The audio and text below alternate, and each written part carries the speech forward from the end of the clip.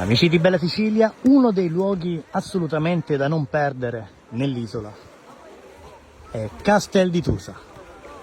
La meraviglia di fare un bagno in queste acque, nelle acque bandiera blu di questo borgo sul mare, che davvero regala attimi incantevoli in termini di paesaggio, in termini di salubrità delle acque e gli scenari meravigliosi, che sono quelli che vi testimoniamo in questo breve video.